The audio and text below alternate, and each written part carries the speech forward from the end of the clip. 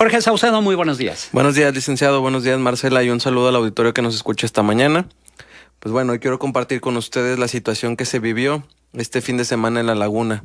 Hoy hablo por Elizabeth Maldonado, por Naila, Abigail, quienes lamentablemente fueron encontradas sin vidas este fin de semana, y por Juanita, quien está detenida de manera injusta por sustracción de un menor, según las autoridades.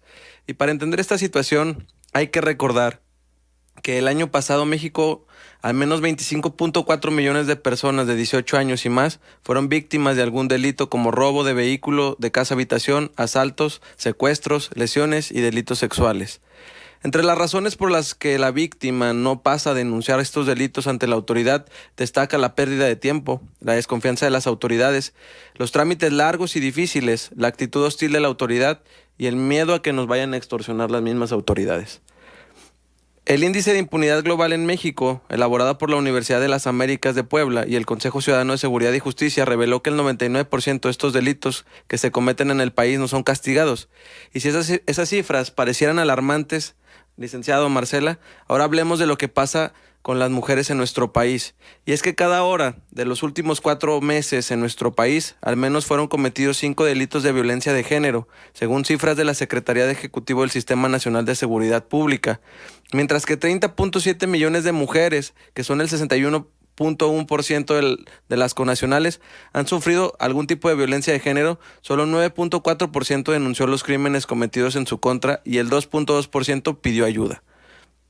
Lamentablemente, licenciado Marcela, pues los roles socialmente aceptables para hombres y mujeres en el país proporcionan esta justificación social para el uso de la violencia. Cuando alguien, como las mujeres, no cumple con dichos roles, entonces tendemos a revictimizar a la víctima, y es por eso que cada hora se violentan a 5 mujeres en el país. Y el primer problema que existe en nuestro país es que tenemos una imprecisión en los datos. Esa imprecisión en los datos nos hace que prácticamente se vuelva imposible armar una estrategia de combate a la violencia de género. Aunado a eso, vemos estos casos con los que comencé hablando, donde lamentablemente son dos mujeres que probablemente tenían una alerta de desaparición, donde ahora fueron encontradas sin vida y donde organizaciones feministas de la región han señalado, incluso hoy se manifestaron a las 8 de la mañana afuera de la Fiscalía, que la carpeta de investigación pues han sido viciadas. Las investigaciones no han tenido un curso legal, porque hay que recordar una situación, sobre todo en estos dos casos, en una desaparición y en un caso donde existe una persona con discapacidad intelectual. Tanto la Procuración de Justicia como las autoridades del Poder Judicial están obligadas a seguir los protocolos de perspectiva de género y los protocolos para personas con discapacidad. Al no seguirse estos protocolos está violentando los derechos de las mujeres, ¿no?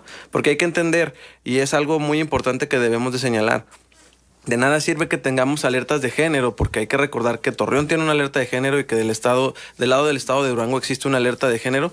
Si al pero final no se ha declarado la alerta, hay una petición hay de unas alerta. Sí, por eso, pero hay que recordar que aquí en Torreón se siguió todo el proceso que siguió el municipio de Torreón para dar cumplimiento a lo que se había solicitado.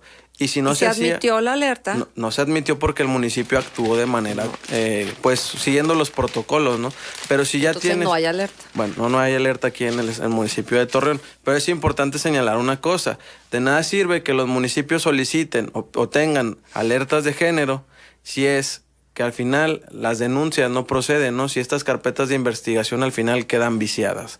Y creo que aquí es lo importante de esta mañana, licenciado Marcela. Sí, y bueno, hoy precisamente se publica que el hallazgo de 2 mujeres asesinadas y que presuntamente habían sido reportadas como desaparecidas son el resultado de la falta de coordinación por parte de las autoridades policiales de la región y sobre todo de una reacción inmediata ante un reporte de desaparición, aseguró Silvia Ortiz, vocera del Grupo Vida. Las desapariciones siguen, aseguró Ortiz, quien urge que se dé una declaratoria de alerta de género e insiste en que se aplique una reacción inmediata, tanto por parte de las autoridades como por las familias de personas desaparecidas. Esto aquí a nivel regional, pero a nivel nacional ayer se publicó que el delito de de feminicidio sigue en aumento en México y en los últimos 3 años los casos se duplicaron. Cifras oficiales indican que mientras en 2015 se iniciaron 295 carpetas de investigación, entre enero y septiembre de este año sumaron 607 en el mismo periodo. Es decir, este 2018 las procuradurías y fiscalías estatales abrieron 106% más indagatorias de feminicidio que aquel año. El número de carpetas ha mantenido un crecimiento sostenido de acuerdo con datos del Secretariado Ejecutivo del Sistema Nacional de Seguridad Pública. Y bueno, pareciera que todas estas notas, estas declaraciones, estas exigencias, pues son gritos en el desierto, porque ¿cuántos años tenemos hablando de la necesidad de activar la alerta de género? ¿Cuántos años tenemos hablando del incremento de feminicidios? ¿Y cuántos años hace que se debió actuar y no se actúa? Y es que yo lo decía, lo puse ahorita en un post en Facebook, ¿no? En México los hombres asesinan a las mujeres porque pueden, las matan en el campo, en la ciudad, las matan los pobres, las matan los ricos, las matan taxistas, empresarios, estudiantes universitarios, familiares, autoridades, todo aquel que cree que puede decidir sobre la vida de alguien más, especialmente si son mujeres, ¿no?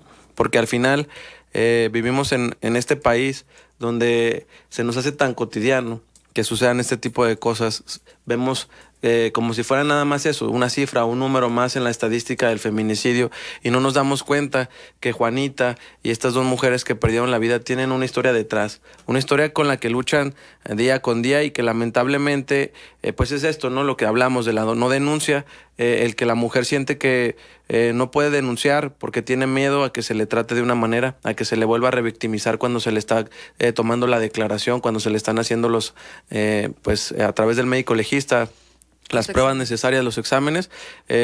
Ahí es donde terminamos pensando en cuál es el papel que ocupa en este momento nuestra autoridad, esa falta de confianza que ya no tenemos en las instituciones, y más allá de las instituciones, sino en quienes toman estas decisiones políticas. Sí, y este es un tema también muy, muy polémico, porque hace rato hablábamos de la polarización tan grande que existe, y no van a faltar quienes empiecen a decir se lo merecen, lo buscan, las feminazis, todos estos calificativos o descalificativos hacia quienes lo que buscan es tener exactamente el mismo derecho que cualquier otro ser humano en este país o en cualquier lugar del mundo. Claro, y es que es cuando decimos que no se cumplen los roles comunes que tenemos, por ejemplo, en la sociedad mexicana de la mujer, entonces tendemos a decir esto que tú mencionas, Marcela, el justificar que lo merecían, ¿no? Que ellas lo provocaron todo y que ellas son las que ellas son las que casi creo pusieron todo en mano, en bandeja de plata al perpetrador, ¿no? Pues exactamente como ocurría durante los días de mayor violencia, ¿no? Todos los asesinos eran culpables y nadie se ocupó de demostrar lo contrario. Claro, igual aquí, ¿no? Y al final estamos pues dañando no solo la imagen de mujeres que sufrieron violencia, tanto sexual como violencia a sus derechos humanos, sino estamos hablando de que lamentablemente son prácticas que se viven ya comúnmente en nuestras instituciones de procuración de justicia y en nuestro poder judicial, donde lamentablemente los funcionarios no están preparados en los protocolos de género, que esto es súper importante. Hay que entender que estos protocolos ayudan a entender el contexto que está viviendo nuestro país, el contexto de los feminicidios, pero sobre todo la importancia de entender el derecho de las mujeres en esta situación, porque al final se nos hace tan fácil juzgar y creer que esto es tan común y olvidamos estas estadísticas. Probablemente estos 2 asesinatos de este fin de semana van a quedar opacados con una noticia en los próximos días que va a ser de trascendencia nacional, no lo sabemos, pero van a estar ahí 2 familias que van a pedir justicia y que hay familias que llevan años pidiendo justicia y el gobierno los ha ignorado. Oye, y aparte no podemos olvidar las historias de terror, por supuesto, pero que siguen estando ahí, de las muertas de Juárez. Claro. Es que, como siempre, una página le das la vuelta y se empiezan a escribir otras historias y te vas olvidando de la historia anterior. No podemos olvidar que la vinculación entre los feminicidios y la ola de violencia que se vivió en Juárez estaba estrechamente ligada. Sí, de hecho Alfredo Corchado en su libro Medianoche en México, él explica justo este fenómeno de las mujeres que perdieron la vida en Juárez y cómo fue el mismo pues la misma violencia que se vivía en el Estado, junto con la vinculación al gobierno, el que fue callando todas esas voces y el que fue callando esas familias, pero que hubo estas voces valiosas que salieron a denunciar y a hacer pública los casos de sus hijas, y por eso tenemos la sentencia del campo algodonero que llegó a la Corte Interamericana de Derechos Humanos y que sentó un precedente importantísimo en nuestro país, que fue la que dio paso a este concepto del delito de feminicidio en México, y que creo que es importante, ¿no? A veces creemos que solo nos quedamos en estadísticas, pero sí podemos exigir justicia, sí podemos buscar instancias nacionales e internacionales que puedan acompañar estos casos para que no queden en el olvido y no queden en la impunidad.